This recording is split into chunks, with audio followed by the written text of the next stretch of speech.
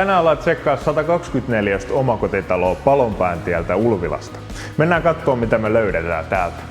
Kohteessa on kauttaaltaan sähköinen lattialämmitys ja niitä saa ohjautua huoneistokohtaisista termostaateista.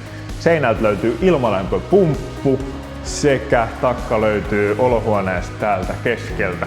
Ja olohuone on tosiaan tämmönen ympärikierrettävä malli, eli tässä on kivasti tilaa ja keittiö aukeaa sitten tänne.